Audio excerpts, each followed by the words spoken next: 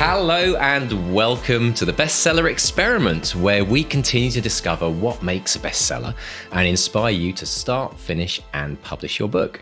I'm Mark DeVoe. And I am Mark Stay. And a big thank you, as always, to our wonderful supporters, both on Patreon and in the Bestseller Academy. Without you good, lovely, warm, gentle, big-hearted, lovely, lovely people, that's three lovelies, we simply could not keep this podcast going. And if you want to support the podcast, just pop over to bestsellerexperiment.com/support. And we have one more Patreon to pipe aboard.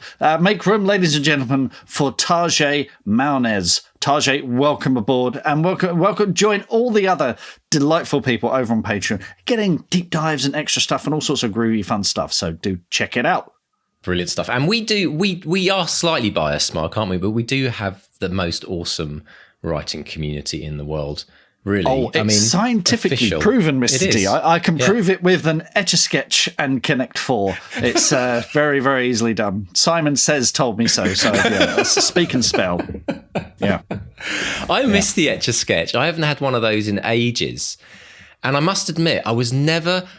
Despite some of the incredible things I know that you can probably do with it, I was always completely rubbish at it. I just couldn't get it. Look, you're not on your own there. Let's be honest. Etch-a-Sketch. A lot of the childhood toys of our, in the 70s and 80s when we grew up. Let's be honest. They were rubbish. Simon Says, blip, blip, blip, blip. I mean, Simon Says was great though. I had got a big one for Christmas. The big one with the big four, and I played that so much. And I tell you what, there are a couple of other ones that were the best Christmas toy I ever had. As we're moving into this, best Christmas toy I ever had was an Evil Knievel. Did you ever have one of those, Mark? The little red one with a race. Yes. Well, yeah, totally awesome. And of course, being a great big man baby, I got one in my 40s as well. So there is one around the house. Yeah, I've still got one. Yeah, it's amazing. You could torment your pets with that thing, couldn't you? Then and then off it goes, whoosh.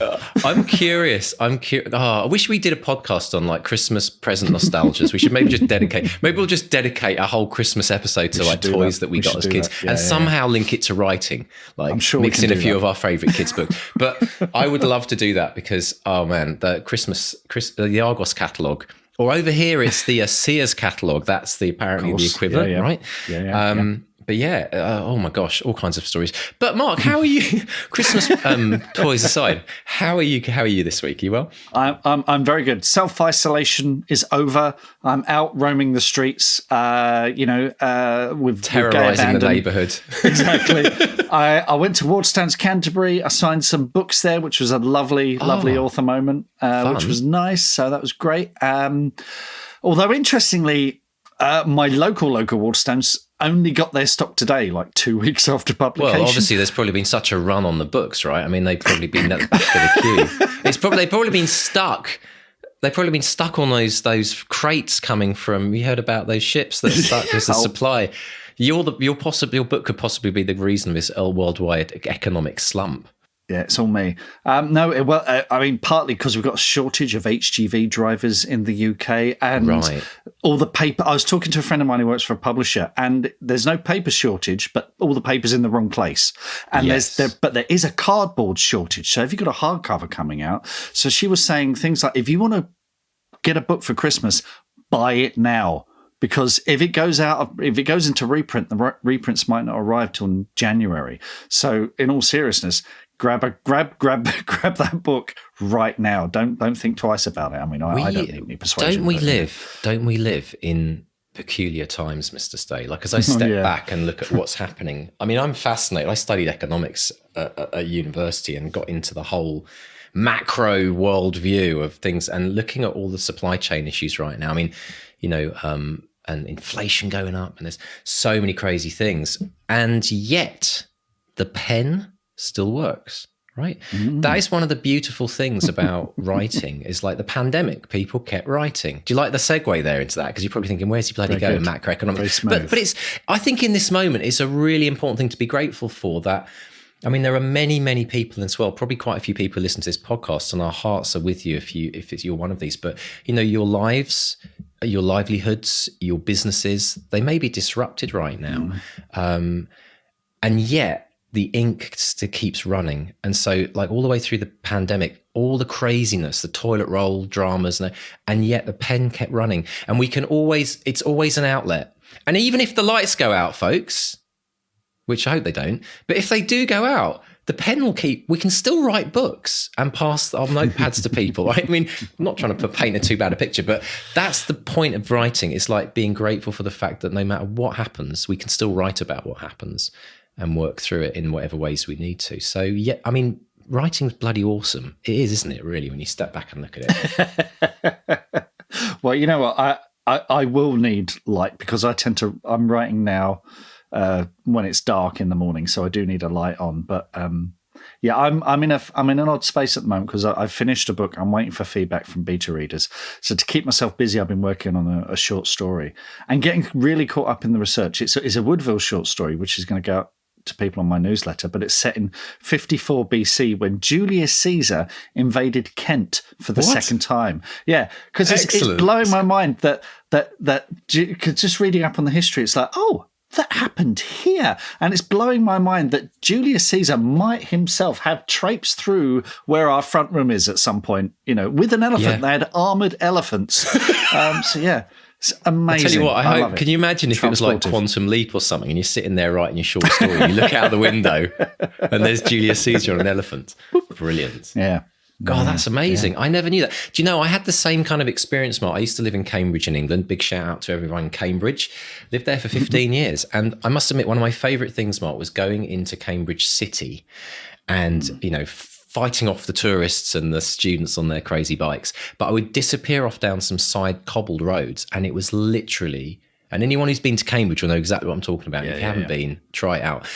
Go down some of those quiet back roads and you're walking down these cobbled streets and you feel like you have literally like gone back 400 years. And I had that exact feeling of like, do you know what? Who of all the incredible people in the world that have changed world history, like how many of them have actually, am I following following their footsteps? And it's a really powerful thing. And we've talked a lot about the value of sometimes visiting a place that you're writing about that maybe you're not familiar with, but there is something about kind of, soaking up the history by osmosis, by being in that space. And so, yeah, it is fascinating to think. And maybe Julius Caesar was, running around your garden at some point. This hordes of armies and things. I did an interview for a local magazine a few weeks ago. And it's the thing I said to them was that moving here 4 years ago, you do really feel the history all around you in a way that I didn't in Surrey. Surrey's very suburban, very built up, but around here,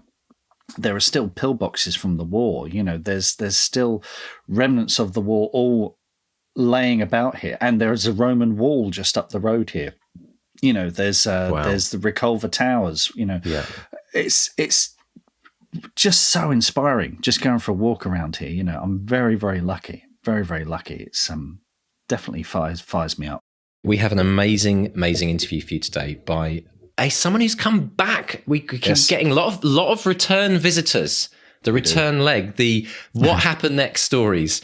So Mark, tell us about our amazing guest today, Sasha Greene. Yes, we welcome Sasha Greene back to the podcast. She's the author of Something Like Happy, and she previously spoke to us on episode 203, which is a deep dive on everyday bravery, which I do urge you to check out, and I'll put a link in the show notes to that as well. But Sasha has a new book out called Trust, and it's a novel that explores PTSD, sexual assault, coercive control, which are not subjects to be written about lightly. But having spoken to Sasha previously, I know she has that everyday bravery to explore such challenging themes. So we discuss how researching with an open mind can surprise both you, the writer, and your readers.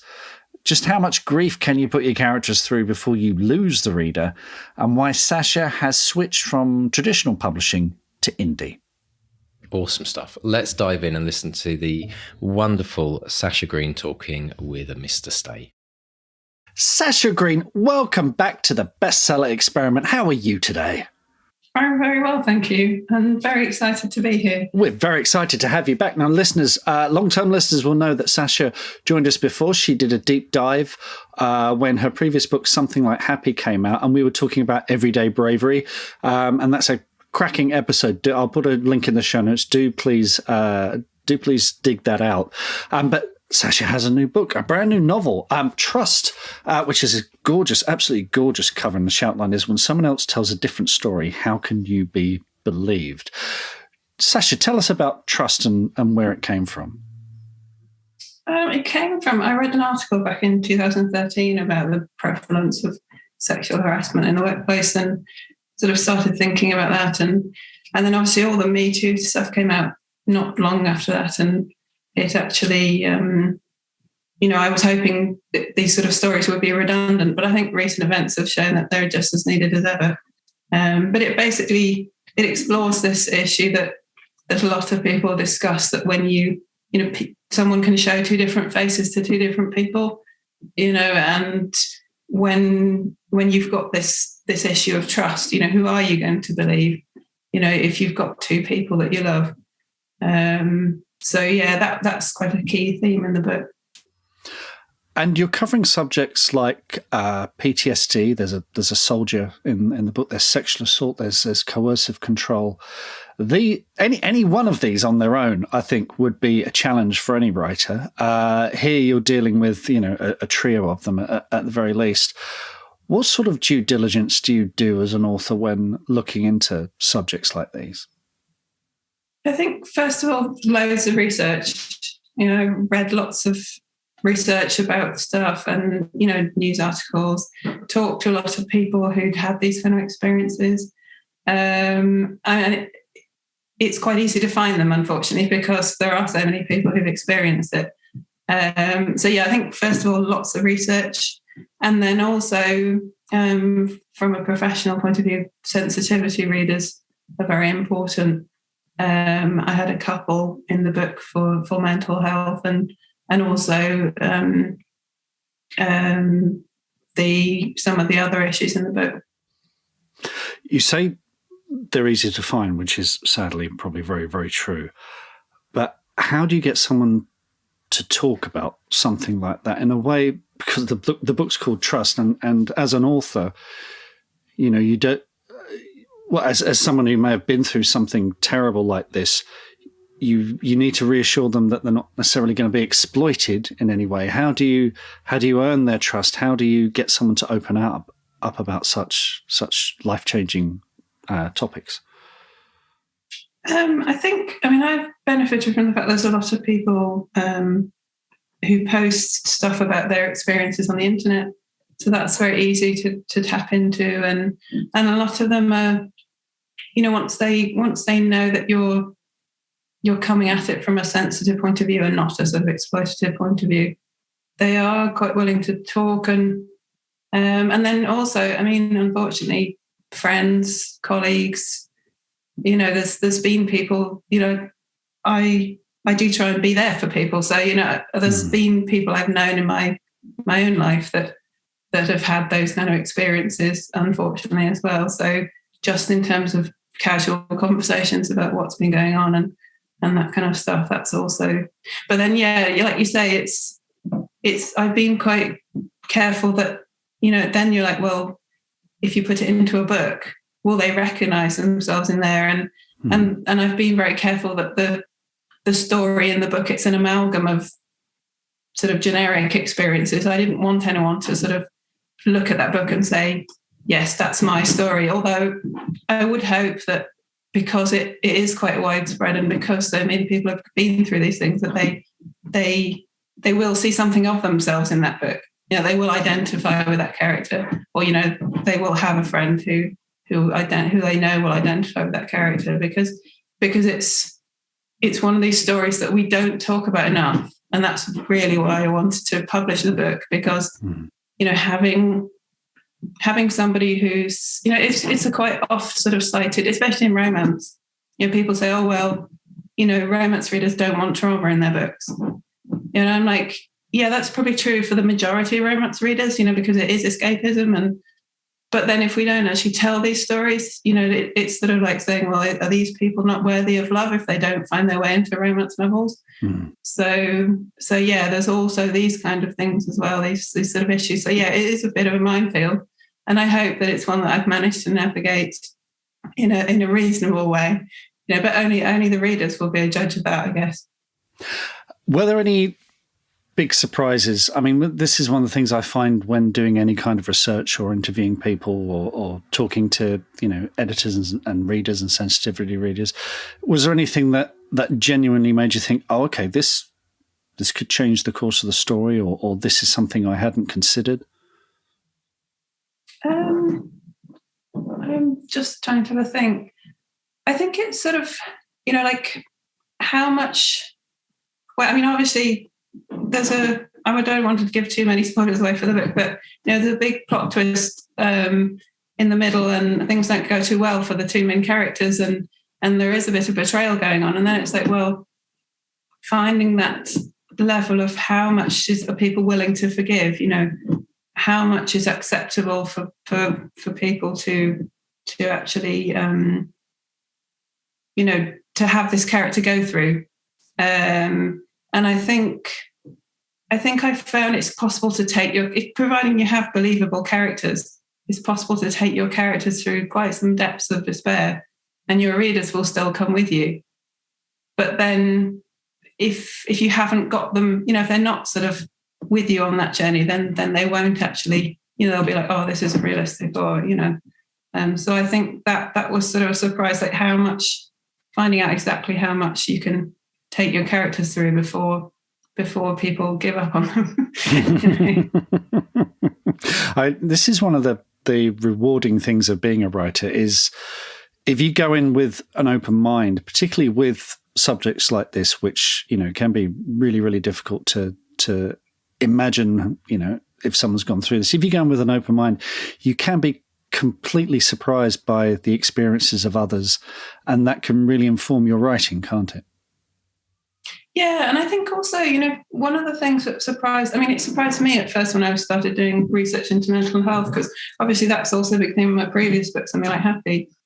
But, people think that if you're depressed, you can't get out of bed.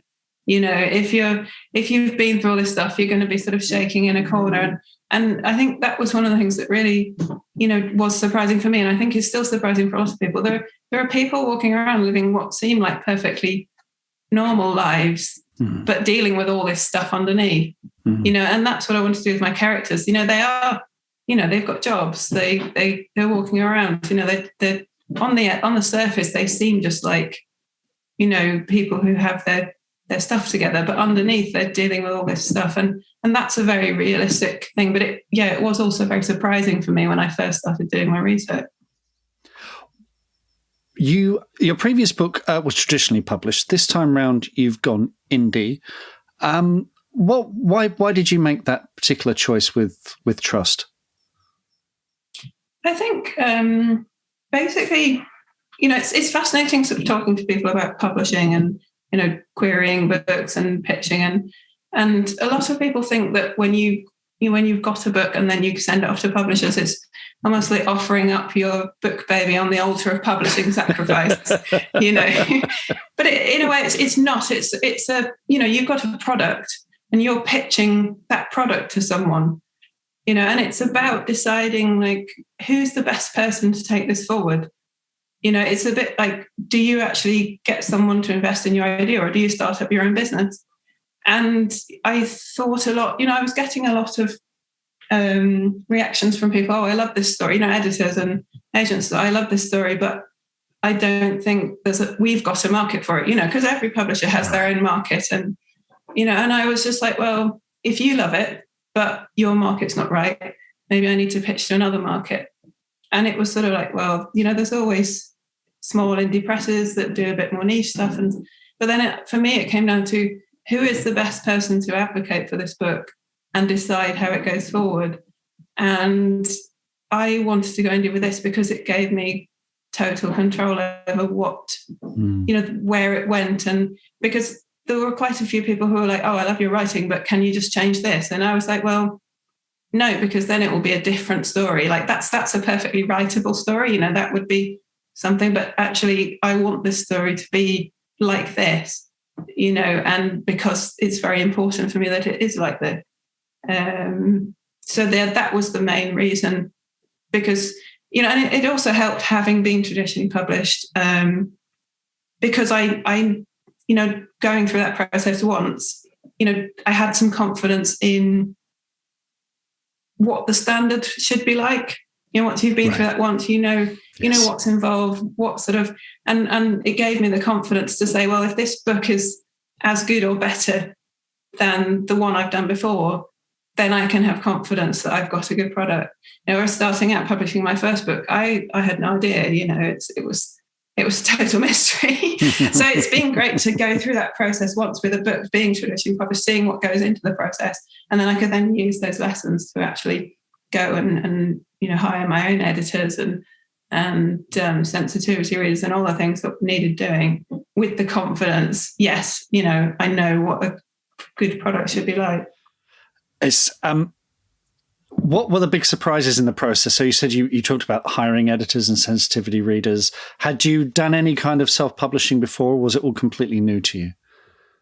No, it was all completely new. Although I have to say, listening to the bestseller experiment, I don't think without the podcast I would have had the courage, because there's just so much, tips and people sharing their experiences and all that was incredibly useful. So I've been listening to it for the last three-ish years.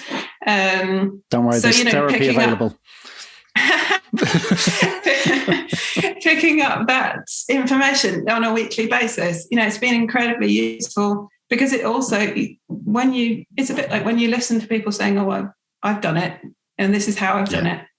Having all that knowledge is incredibly valuable, and getting context through I found quite a lot of context through the Romantic Novelists Association, for example. So belonging to an industry association, whatever form that is also incredibly useful. So no, it's been incredibly helpful. How long did the process take from first draft through to publication? That's quite complicated, actually, because I started writing this book about 8 years ago. Right, and this was actually the book.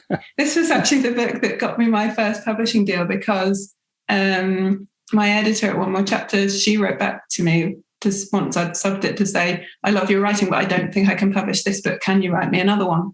Right. So I ended up writing a whole new book for them, which turned out to be something like Happy. And then this has been through multiple revisions. This was actually the first book I ever wrote. So it's been through, 20, 30 revisions. I don't know how many times I've rewritten it. So it's quite hard to say, from that. But I think from the time, it's been quite quick, actually. I've been querying this book for a long time. And it was actually in July this year, I finally decided, this is what I'm going to do. And then finding an editor and sensitivity reader. And that's the benefit of self-publishing, because you can just, I wouldn't say, 4 months? I would say I might leave a bit longer. It's been quite a rush, and quite a, because I made the mistake of setting a release date, and then obviously you have to work to that. I think next time I would probably finish the book and then set a release date. But we love a goal on the bestseller experiment, as you know. We love a deadline. So I guess yes. Did you seeing that deadline on the horizon, did that spur you on each morning to write and edit and get on with it, or was it hanging over you like a sort of Damocles? I think it is very motivating. I've never really had a problem with motivation, because I love writing so much, So it's never a problem for me to sit down and I know a lot of people might open their mouths in horror, but I actually also quite like editing, the sort of revision process of revising and sort of shaping something to make it better. So yeah, it is very focusing when you count on the number of weeks you've got for something to be finished. But yeah, no, it can, if you push yourself too much, it can just get a bit too much, I think. So yeah, I think I would definitely set myself a bit longer next time. I'm interested to talk about that period between the editor looking at Trust and saying, I love it, but it's not for me. You putting it aside, writing something like Happy, and then coming back to Trust after that. Did it feel like a very different book? Did you... were you slightly tentative coming back to it to work on it again? I think I would say no writing's wasted. Every time you write, I learned a lot through writing something like Happy, that then when I came back to look at trust, I could see all the places I'd gone wrong. I could see the places where it needed to be tightened up, and there were actually some quite substantial revisions I did last year during lockdown. I rewrote probably about 30,000 words of it, and it made it in. But the stuff I learned while writing my first book, I then took back into the second book. And I think, yes, I wouldn't have published it when I first was pitching it. But yeah, being able to come back with that experience really helped. Was there any one thing in particular, having gone through the experience of something like Happy, that really helped you with trust? Was there one thing that helped get those 30,000 extra words written? Are you talking about in terms of motivation, or in terms of revising things? Yeah, just in terms of you've gone through the process with a publisher and an editor, and you came back, and what was the big lesson that you learned having gone through that process that you took on to trust? I think there was a lot about making a story hang together, so looking at it from a critical perspective, and actually saying, does this story fit? Are these characters, so that being able to look at things with critical thinking, because editors are very good at that. But then I learned a lot about self-editing. So yeah, actually sketching out, I actually sketch out the whole story. I write a synopsis, so I know that, and then you've got a one-pager of what is this story actually about? If you can distill it down to one page, then you know that it's really, you've got a story that hangs together. Because if you can't describe it in one page, I always say you don't really know what it's about. If you have to go up to 5 pages, you need to be able to. So that really helps, that critical self-editing, how to do that, because it's also practice. It's, if you've done that once, then doing it again and getting these strategies. Everyone has different strategies for doing things, but having a strategy to do it, that really helped. Excellent. Well, let's talk about, again, with that looming deadline and having a strategy, what are your writing habits? What are the things that help you get through each writing day? Oh, I have to say I don't write every day.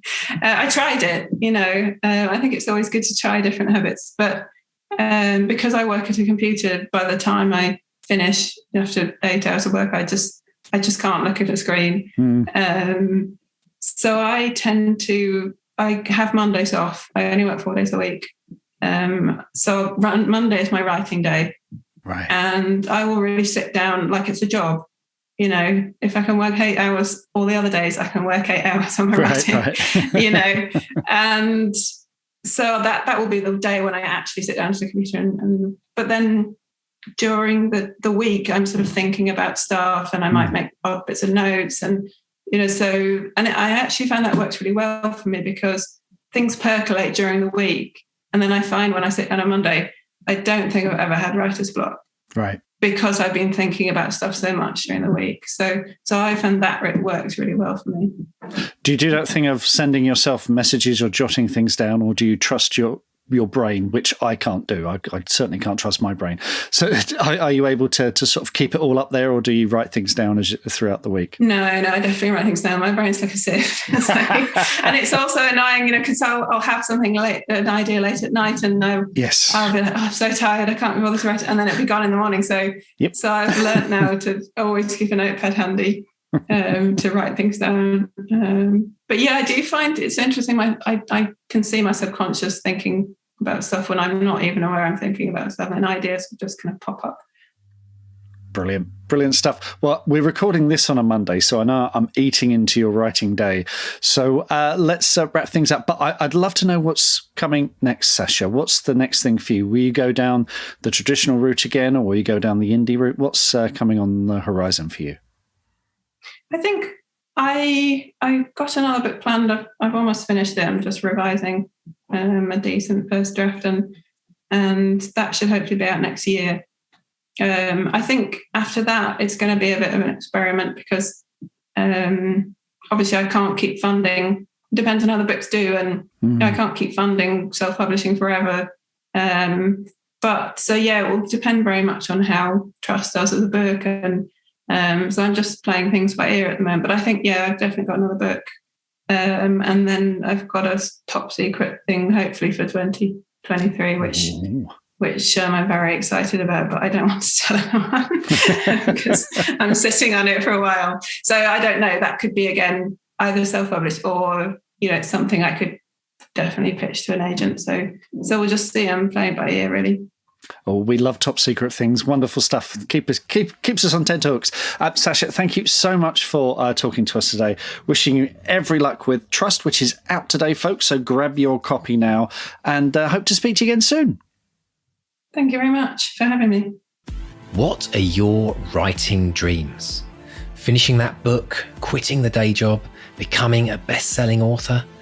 Well, over 4 years, we've studied the advice of over 300 best-selling authors who've collectively sold over 500 million books. And we are excited to announce the Bestseller Academy. If you're ready to take your writing to the next level with accountability, craft, and coaching, your bestseller dreams are now only a click away. To find out more and apply, visit bestsellerexperiment.com/academy. That's bestsellerexperiment.com/academy. It always amazes me just how incredibly brave and courageous many writers are when they, there we were thinking, what should we write about? And we wrote this kind of light-hearted. It got deep, but we had a lot of fun, and it was a really enjoyable process. But when I hear stories like Sasha, it really blows me away because, what a journey to bring yourself through, and how interesting kind of reflection she must have as a writer, talking to these people and finding out about all their incredible challenges. And so, I'm just blown away by the bravery of so many writers. And I know there's a lot of you out there as well doing very, very similar types of work. And you are incredible people that you're actually tackling that stuff because you're helping so many other people who read your work. It's quite mind-blowing, isn't it, Mark? Well, what that kind of writing does is it either lets people who have endured these terrible things, it lets them know they're not alone. Yes. And, or if you've not been through these terrible things, it opens your eyes to someone else's experience in a way that's very moving and enlightening. And that's what good storytelling is all about, and Sasha is not someone to sort of do things by halves. She did her due diligence. She dug into these very difficult subjects. So we always salute authors like that. It's this is why we write, it's the human experience in all shapes and sizes, albeit silly time travel stories or looking into, but I think if you can move someone, and when I say move someone, I'm not just talking about making them cry. There always seems to be some added value to making someone cry, which is why, the Oscar winners at the movies are the ones who do the dramas. It's very rare you get an Oscar winner for a comedy. And if anything, that's harder, But if you can move someone, thrill them, make them laugh, make them cry, any kind of, emotional connection, then as far as I'm concerned, it's job done. I had a tweet the other day. Someone said to me they're a third of the way through the new book and they were crying. And I was like, yes, Yeah, I actually remember people saying that about the coming towards the end of Back to Reality as well. Yeah, it had quite an impact on them. And I think that I always think tears are watering the soul. It's kind of like a way in which we allow, especially men, when men cry, we could go into that, but this idea that allowing yourself to be so moved or connected with a character, even, a fictitious character in many cases, but often representing a real life person or an avatar of many people who are out there experiencing what this character is experiencing.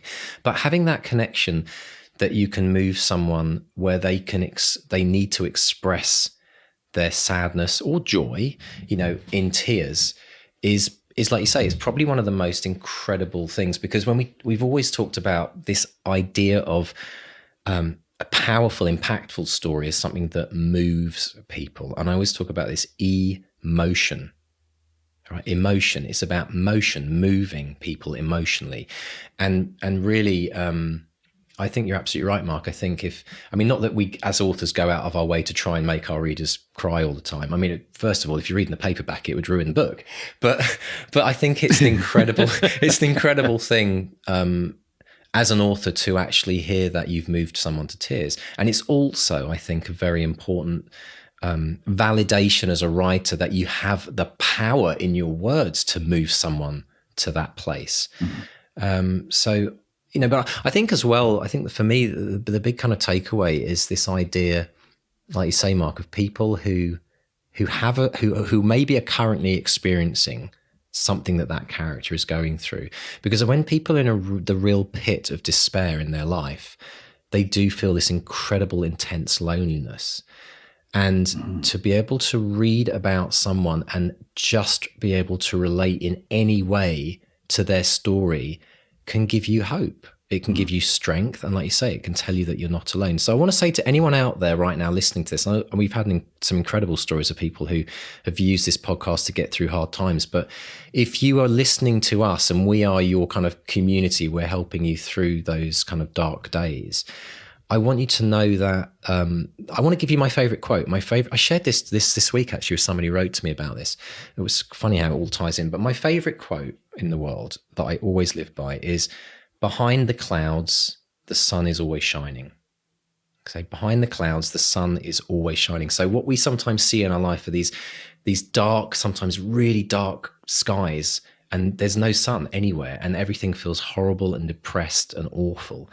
And yet, those clouds, even if they don't appear to be, they're moving, they're transitory. Those clouds will eventually go and the sun will come back out. So I just wanted to put that out there today, because it's been one of those weeks where I've been talking to quite a few people who are really struggling. And I don't know if it's the time of year or the stuff going on with COVID and the desperation, but I think there's a lot of this out there. I don't know if you're feeling that, Mark, at your end, are you? Yeah, shorter, darker days. And of course, yes, the sun does shine. Until in about 5 billion years, it consumes the Earth and the whole solar system. But, we don't have to worry about that quite yet. Sleep tight, listeners. I thought we were meant to be an inspiring podcast. At least we can write about it, right? But also we've got our friends in the southern hemisphere where they're just coming into summer and they're probably like, what are you talking about, mate? It's great down here. But absolutely, I know. I love accents. But the whole point is that I want people to know that they're not alone. And going back to, the reason why Sasha writes is, I really think, is to help those people. And the other thing to say as well that's really important is a lot of people that write about this, and obviously I'm not going to go into and assume this is in Sasha's situation, but the reason why a lot of people can write about this is they've also experienced things in their own life. They can write with authenticity, and it's partly what draws them to that.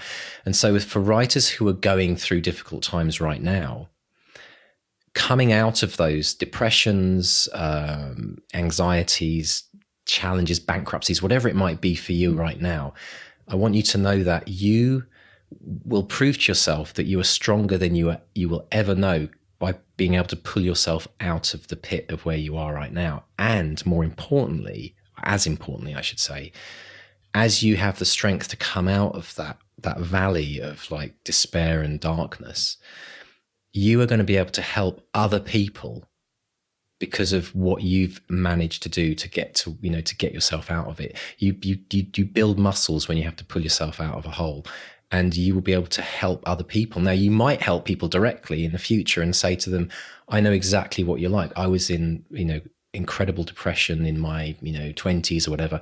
And, there's hope. I got through it and this is what I did. But another route I think it might happen is through your words in the book that you write. Right. So you might end up writing about this journey, and books can save lives. Books can change people's perspective. It can be that aha wake up moment where they think, I never thought of it like that before. And so what you're experiencing right now, if you are experiencing challenges, it might be part of your bigger journey in which you go back out into the world when you're ready or when you're able to, and you can share those incredible experiences, those difficult experiences, and tell people that they can also make it through. And I think that's why I love what Sasha's doing, because people who read that, like, how many lives are going to be saved by the books that she writes? Well, I mean, she'll never know, we'll never know. But I guarantee you it's happening all the time, because we know how powerful books are. Gosh, we got very deep all of a sudden, haven't we? Well, yeah, I think it's, but it's the. I remember when we did some episodes on mental health, and I remember just how, there's a silent majority out there. Like we get all the great stories of the successes, and we're so grateful for those. But the silent majority often are there struggling through, their trials, and I think writing really does, it really does test people to their kind of like extremes in some ways. As well as heal them and help them share some of the burden of what they've experienced. I always think journaling is one of the most powerful things we can do about our own lives. I think it's a really incredible way of getting stuff out of our head and getting onto paper. And I sometimes think of writing a book as kind of, almost like sometimes a disguised journal, hidden, your moments of fears and challenges are kind of like weaved through some of your characters, and it's a way of releasing. Absolutely. Yeah, I think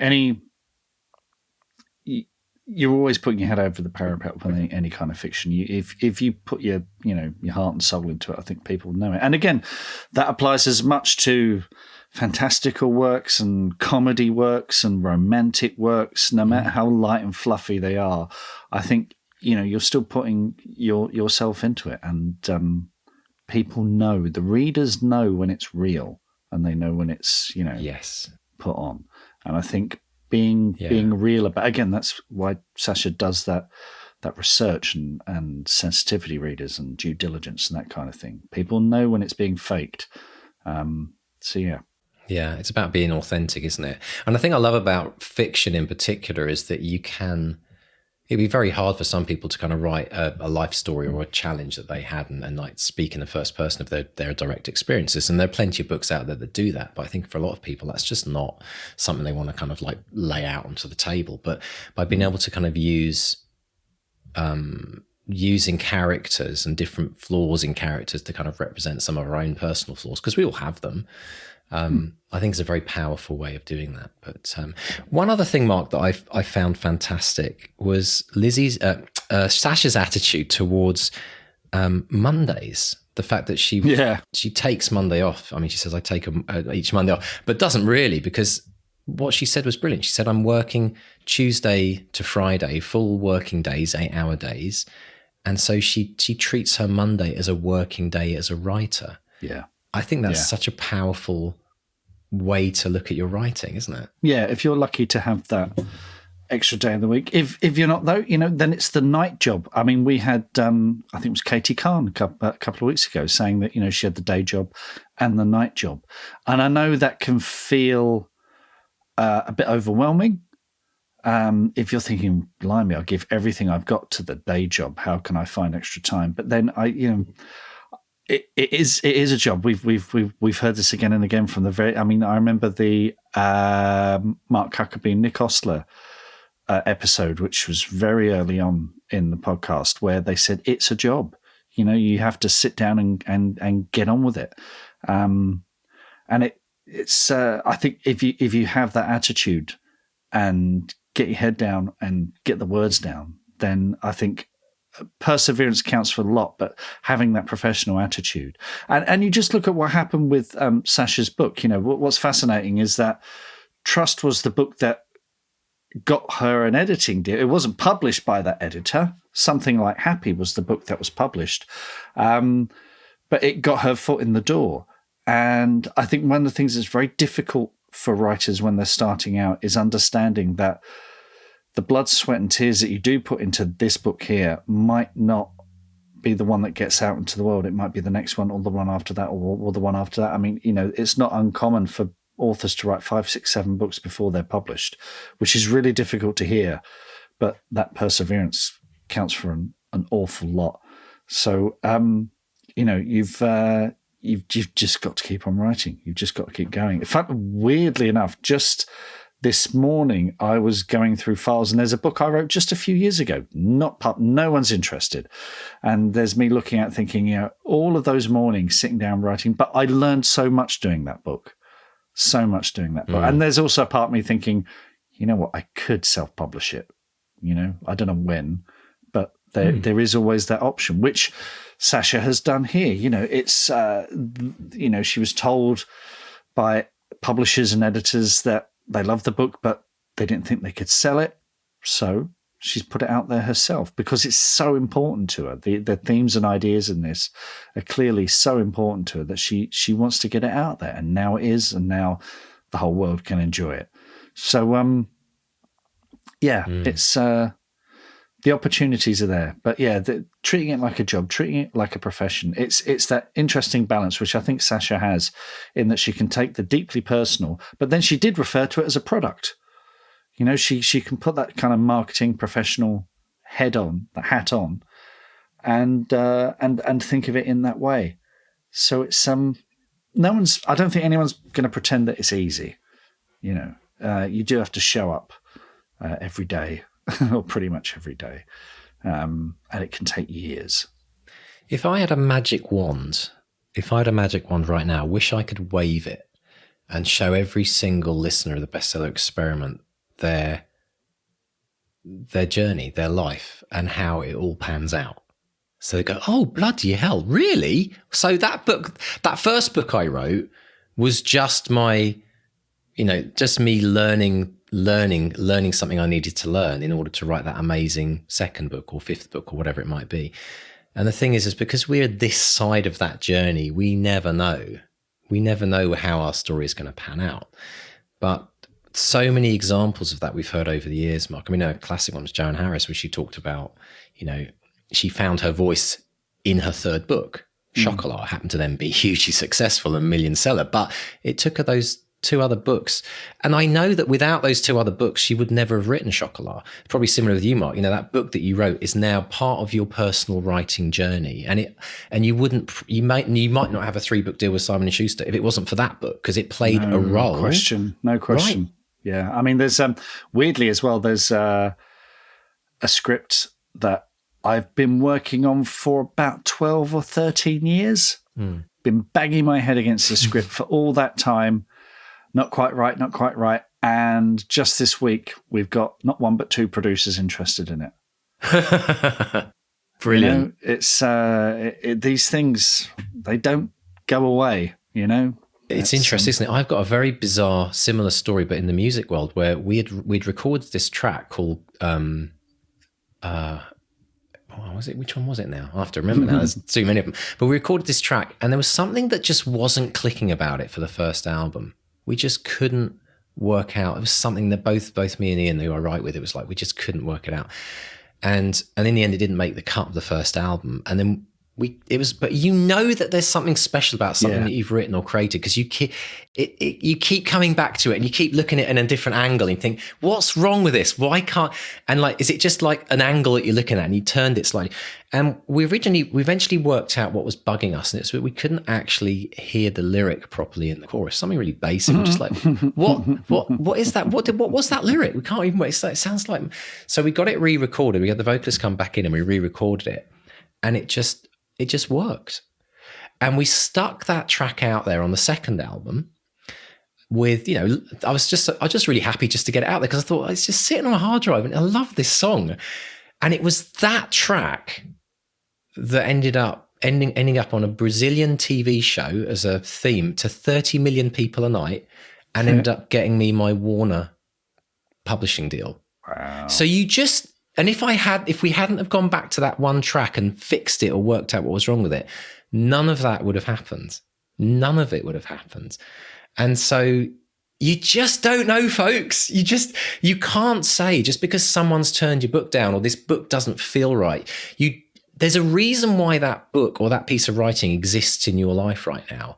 And sometimes it's going to be the great mystery in your life, and you might not work it out till the end of your life, or you might never work it out. But know that every single time you sit down to write, it's part of your journey. It's part of your fate towards whatever happens within your writing. So embrace it. Like be grateful for all the bad stuff you've ever written because it's got you to the good stuff, or it's getting you to the good stuff or the better stuff. So yeah, it's kind of it's a really cool way of looking at the world, because I think writers can get too hard on themselves and too down on themselves. And I think it's really important to just look at it more on the fascination and the marvel. Look at it like kids always look at the world when they're discovering the world. I mean, I remember taking my little 3-year-old for a walk to post a letter, and literally we crossed the road, got onto the pavement, and we went over one of those manhole covers. And there was the little, do you know the manhole covers in England? They've got the little divots in them. Yeah. And they always collect like bits of gravel and stuff. Well, my little daughter decided in that moment, she squatted down in her little kind of wellies. It was raining as well, so I wanted to get there and back as quick as possible. She squatted down and she just got fascinated by these little bits of gravel in this little, and I just thought, and I was getting really frustrated. It's like, come on, we've got to get, and I stopped and went, no, hang on a minute. I need to learn from her. She's like looking at this and she's fascinated by the world around us because it's all new to her. I completely, we take everything for granted that we have around us. We look at all the problems in the world. We never look at all the amazing things in the world. And I just thought, you know what? This is her teaching me to stop and look at the world and say, wow, isn't this brilliant? What is this thing? Manhole cover, bits of gravel, leaves on a tree. It's like when you go to the beach and they bring home half the bloody beach with them. You're absolutely right. Oh my God. Rocks in the side. I realised what the side pockets in car doors are. It's for collecting all the crap that kids pick up.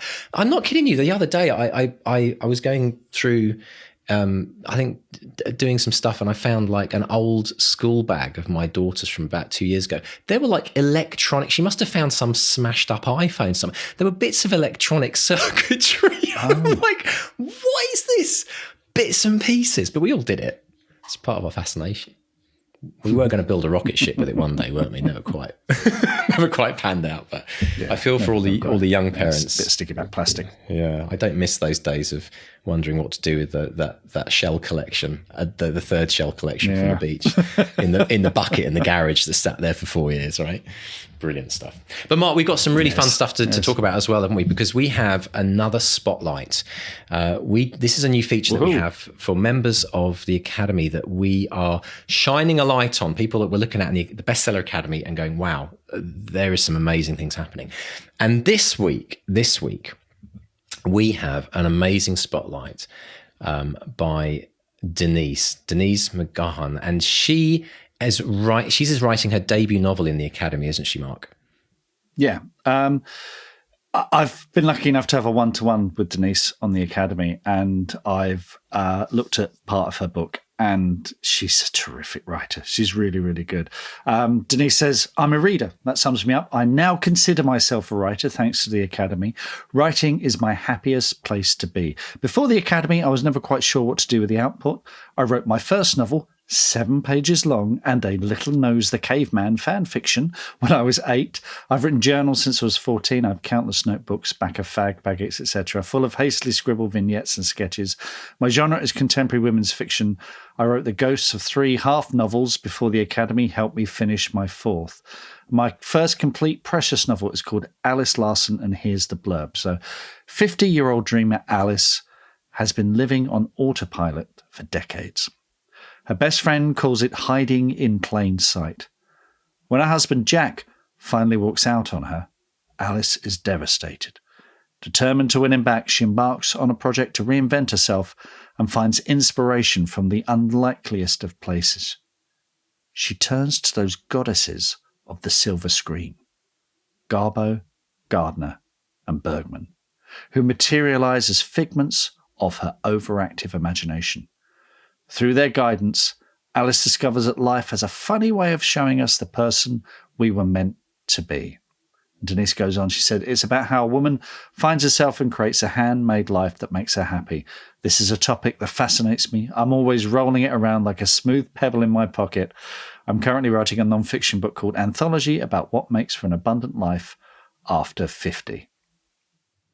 Fantastic. It's quite, now there's a story behind Denise, because I remember chatting with Denise when she was contemplating joining the Academy, and Denise epitomizes every mother out there in the world, Denise didn't have time to write, or she wasn't able to put her writing in any kind of priority over all the many things that she had to do as an incredibly caring, dedicated and loving mum, which mums just are. They just have this natural caring instinct. They always put themselves in front of, they always put their kids and their spouses and their family and their work in front of their own passions. They always put themselves at the back of the queue. And I literally convinced Denise, I said, you need to do this. Join the academy. It will give you the reason to write. And I'm absolutely blown away by what she's created. I've actually read the first, she's put her beta, she's been looking for beta readers on the academy, and we've got a number of people reading the book for her currently. And I've read the first part of the book, and within the first 3 or 4 pages, I just said to myself, this is the real deal. It's extraordinary, isn't it? It's brilliant. It really is. And here's the thing. So what we're doing with Spotlight is we want to highlight authors who, are on their way to, bestsellerdom potentially. And the reason we're doing this Spotlight for Denise is Denise is looking for an agent. So if you are an agent, lots of agents listen to this podcast. If you like the sound of that blurb and you are interested in finding more about Denise and her book, then contact us. It's very early stages for, Denise is still getting a website up and running. So contact us, come to the website, bestsellerexperiment.com, and go to the contact form and drop us your name and address, and we will connect you with Denise so you can have a chat. But I have always had this most incredible feeling about Denise and her work. And I think we will look back on this episode in years to come, Mark, and we'll say, funny how things have turned out, right? So congratulations to Denise for actually getting that book finished, because this has been a huge, huge year for her to actually get to that place in the academy where she's given herself the time to do it. She's been inspired by the amazing community around her in the academy. And we couldn't be more proud of you, Denise, for getting to this place with your book. And I'm, for one, Mark and I are both so excited to see what happens next.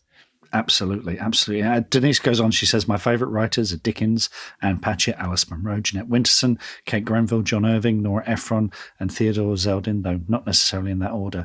She says, I'm trotting out my somewhat flaky credentials for your approval. I flinch when I read about writers who say they were born to write. It makes me feel like a muddle. I've taken the meandering route in my writing career, but I've always subscribed to Angelica Houston's view that we come into our power at different times in our life. And I'm enjoying the ride. I mean, just ties into what we were saying earlier, wasn't it? Absolutely. Yeah. So now, just to dovetail and back to back this, because this is the most incredible story that we got this week from a listener of our show and a patron of our show.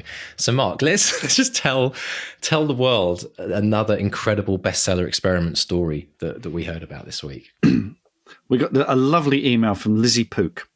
And Lizzie got in touch. She said, Dear the two Marks, after lots of umming and ahhing and working up the nerve to get in touch, I'd love to share some good news with you both. My debut novel, Moonlight and the Pearler's Daughter, is being published next year. I'm a long-term listener of the podcast, as in I started listening before the Aronovich mauling. I like it's that. A mauling now, yeah. It's officially a benchmark. And she says, I'm also a Patreon supporter. Thank you so much, Lizzie. Over the past few years, I've been working on my debut novel with the podcast as my constant companion during long walks, brainstorming session, dark nights of the soul, and general ups and downs that come with trying to write a book. It was a long old slog, but last year, the book sold at auction in the UK and in Germany and via a preempt in Australia, the US and Canada. It will be published globally with Pan Macmillan, Simon & Schuster and Penguin Random House Australia. That's really incredible. It's astonishing. She said, really, I just want to get in touch to say thank you sincerely for being the community I was too scared to go out and find in person. Lots of the book writing took place over lockdown while my husband and I were staying in my mum's attic bedroom, and long walks with the podcast were my main source of comfort as the world turned to mush around us. Thank you again. Keep up the brilliant work. We listeners are very grateful to have you. Now, Lizzie's book, Moonlight and the Pearler's Daughter, which is a gorgeous cover, is coming in March of 2022. We've scheduled an interview with Lizzie just around about the time of publication. So we're going to hear more of Lizzie's story in full on a very special episode next year. But that those emails are why we do this podcast. It's just astonishing. Absolutely. I mean, massive congratulations, Lizzie. And thank you for, again, being another hugely inspiring author to show everyone else the way.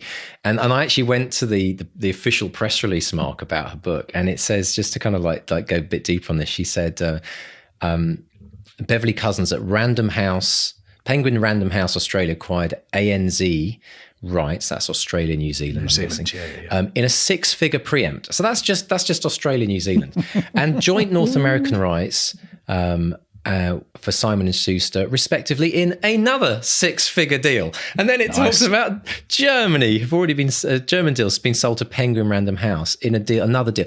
This, I mean, folks, this is the most. When you stand back and look at this, Mark, I mean, the number of major traditional publishing deals that Lizzie's landed for her first. This is her debut novel as well.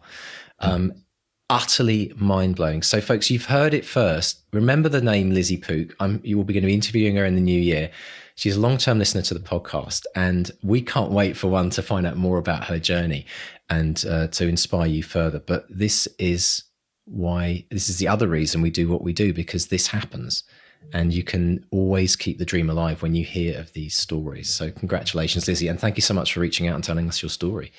Do you want more good news, Mr. D? I don't know if I can handle it. Is there more good news? There's more good news. Let's go to social media. Let's go to social media, and we do that well. Natalie Perry, another Patreon supporter, someone who's in the BXP group on Facebook. Natalie Perry says, and Natalie, I've got to say, if you go back and listen to the Scooby conference, which is the Society of Writers and Children's Writers and Illustrators, Natalie babysat me that day. That's when this all started. And I remember chatting to Natalie, and she was telling me that, she's an illustrator and an author.